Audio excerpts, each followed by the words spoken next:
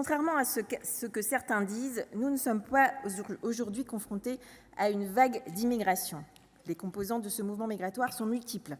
Elles sont en premier lieu le résultat du regroupement familial. Cette pratique demeure marginale et doit être préservée. Ces mouvements migratoires comptent aussi des étudiants, des demandeurs d'asile, dont le nombre a certes un peu augmenté, mais dans des proportions qui n'ont rien de comparable à ce que l'on constate chez nos voisins. Le sujet de l'immigration ne devrait donc pas inquiéter la population française. Et pourtant, pourquoi fait-il débat ? Parce qu'il est source à la fois de confusion, de malentendus, d'une forme d'inquiétude ou, comme le diraient certains auteurs, d'insécurité culturelle. Mais les racines d'un tel sentiment résident dans la question de l'intégration, pas dans le fait migratoire. Nous ne devons pas mentir à nos concitoyens. L'immigration n'est pas quelque chose dont nous pourrions nous départir. De surcroît, l'immigration se révèle une chance d'un point de vue économique, culturel, social, mais à condition de savoir la prendre en charge. Quand on sait les intégrer, les former, les femmes et les hommes renouvellent notre société, lui donnent une impulsion nouvelle, des élans d'inventivité, d'innovation. Les démocraties qui réussissent l'intégration bénéficient d'une croissance supérieure à la nôtre. Mais la question de l'intégration reste un problème en France. Nous ne parvenons plus à nous départir d'une défiance à l'égard des migrants. Monsieur le ministre, ces premiers mots de mon propos sont ceux d'Emmanuel Macron, alors candidat à l'élection présidentielle en février 2017. Mais alors, que s'est-il passé depuis ? Que s'est-il passé, monsieur le ministre, pour que vous nous présentiez le 29e projet de loi sur l'immigration depuis les années 80 en faisant croire à nos concitoyens qu'il résoudra enfin tous leurs problèmes ? Que s'est-il passé pour que vous assumiez d'être condamné par la Cour européenne des droits de l'homme aussi régulièrement ?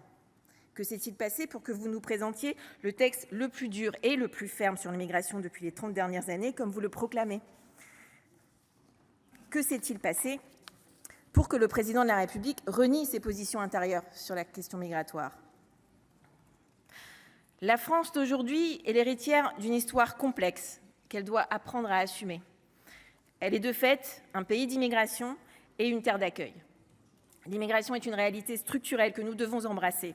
Nous, socialistes, considérons qu'une immigration réussie passe par l'intégration. Et cette intégration a 3 composantes essentielles : le travail, l'apprentissage de la langue, ainsi que la mixité à l'école et dans le logement.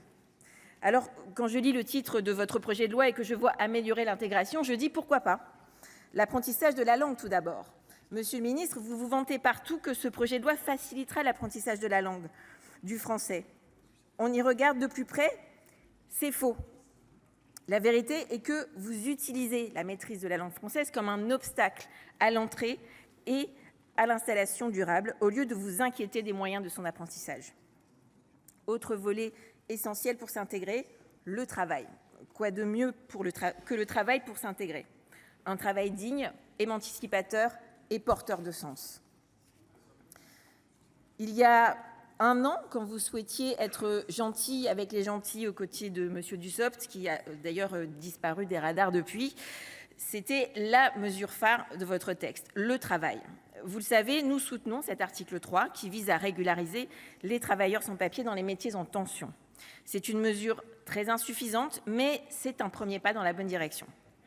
Les Français ne sont pas dupes et voient bien que les secteurs de la restauration, l'hôtellerie, le BTP, l'aide aux personnes, la propreté ou encore le numérique fonctionnent grâce à de nombreux travailleurs sans papier. Ils sont les travailleurs de l'ombre qui font tourner notre pays. Ils étaient celles et ceux qui sortaient chaque jour en risquant leur vie pendant la Covid-19.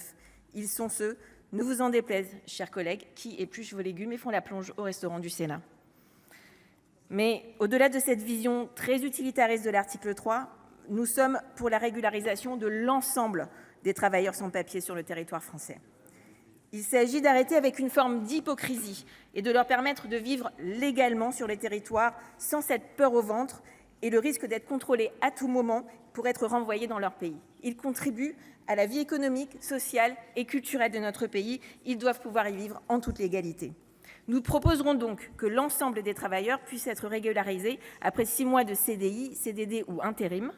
Nous souhaitons également que cette mesure s'applique aux travailleurs des plateformes, qui sont des milliers à participer à notre économie.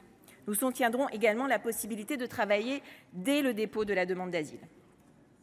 Nous soutenons votre mesure, mais sans illusion, car nous avons bien compris que vous êtes en négociation privilégiée avec la droite extrême représentée dans cet hémicycle par M. Retailleau, qui veut supprimer cet article 3, le seul élément relatif à l'intégration dans votre texte. Concernant le deuxième volet, mieux contrôler l'immigration, il s'agit en réalité de la partie la plus importante de votre texte. Et je le dis sans détour, nous, socialistes, nous pensons qu'une organisation des politiques migratoires est nécessaire. Une organisation fidèle aux valeurs de la République pour mieux accueillir et mieux intégrer. Votre projet de loi, c'est au contraire ajouter du désordre au désordre. Suite au dramatique attentat d'Arras, vous instrumentalisez la crainte du terrorisme islamiste pour multiplier les amalgames, faire le lien entre immigration, insécurité et terrorisme et justifier le durcissement de votre texte, mais cela sans véritable vision de l'immigration et sans même aucune notion d'efficacité. La sûreté de l'État et la sécurité de nos concitoyennes et nos concitoyens méritent mieux que la démagogie. Elles exigent un discours de vérité. Parce que nous sommes lucides sur la réalité des menaces sécuritaires, nous sommes prêts à aller au bout du débat et de votre bilan en matière de contrôle de l'immigration. À chaque fois que vous essaierez d'embrouiller les Françaises et les Français, nous serons là pour rappeler les faits. Les régimes de l'expulsion et de l'éloignement, que vous confondez au mépris des mises en garde du Conseil d'État, n'ont pas besoin d'être modifiés. L'enjeu, c'est la bonne application du droit existant. Plutôt que de multiplier les OQTF, mettez des moyens aux préfectures et à l'administration pour le suivi des individus véritablement dangereux. Cessez vos effets de manche et agissez efficacement. Nous nous opposerons également à la fin de la collégialité au sein de la Cour nationale du droit d'asile, où l'oralité et l'intime conviction tiennent une place décisive. Une décision de la CNDA peut parfois renvoyer des personnes à la mort. Il est essentiel que cette décision ne soit pas individuelle pour être la plus juste possible. Enfin, nous combattrons les mesures nauséabondes de la droite dans cet hémicycle qui n'a plus de républicaine que le nom. Ces mesures que vous faites vôtres, comme vous le dites si bien, Monsieur le Ministre, suppression de l'aide médicale d'État, restriction du regroupement familial, remise en cause du droit du sol. Sur ce dernier point, nous sommes choqués du silence du gouvernement.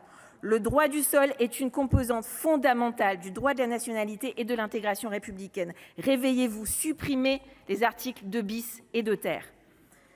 Monsieur le ministre, vous vouliez une loi immigration qui porte votre nom, finalement, c'est approprié. Ce projet de loi est une opération de communication qui, au mieux, ne servira à rien ou à pas grand-chose, au pire, sera néfaste. Avec ce texte, vous voulez faire passer l'agitation pour de l'action, l'effet d'annonce pour de l'efficacité, la fanfaronnade pour l'autorité. Vous ne vous souciez plus des droits fondamentaux, de notre Constitution, de la Convention européenne des droits de l'homme. Face à cette dérive illibérale, nous serons les garants de notre État de droit. Nous serons celles et ceux qui ne mentent pas aux Français. Pour remettre de l'ordre dans notre République, il faut une immigration organisée, un accueil organisé, une intégration organisée et pensée, une politique claire, applicable et appliquée. Votre projet de loi, c'est 1001 nuances des politiques d'exclusion. Nous serons de celles et ceux qui considèrent que l'immigration est une chance pour notre pays. Nous serons de celles et ceux qui pensent l'intégration plutôt que l'exclusion. Nous serons de celles et ceux qui rappelleront que ces personnes sont avant tout des êtres humains, des hommes, des femmes et des enfants. Il me revient de compléter la position du groupe socialiste sur les aspects de politique linguistique ainsi que sur les éléments relatifs à la politique de délivrance des visas du texte issu de la Commission.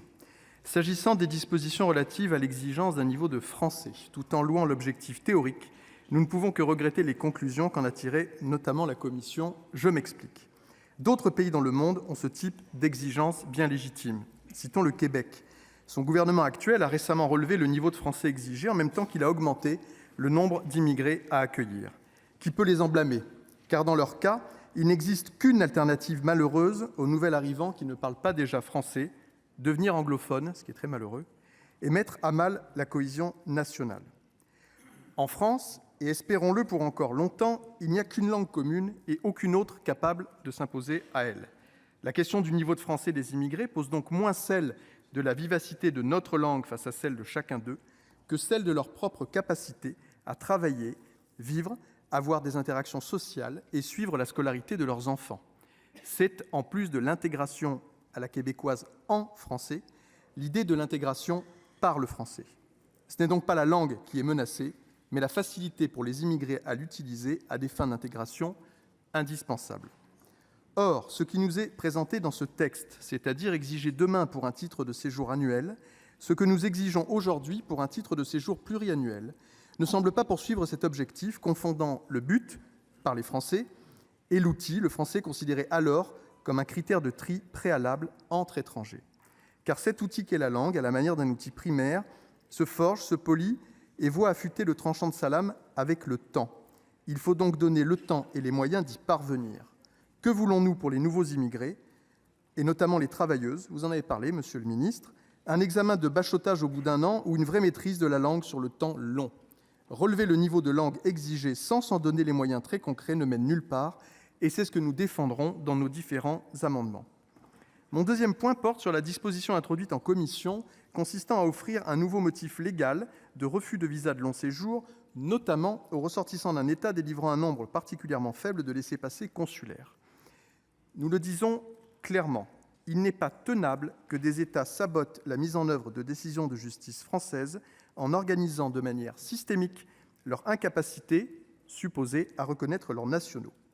Mais nous, socialistes, considérons que l'introduction dans la loi de cette politique de rétorsion ne permettra pas d'atteindre l'objectif annoncé, encore une fois, que nous partageons en grande partie, je le redis. Il arrive que la diplomatie réclame un peu de finesse et que cette finesse échappe à la pensée la plus complexe de nos plus hauts dirigeants. Déjà en froid avec nos voisins méditerranéens et avec les opinions africaines, nous enverrions un signal public bien dommageable.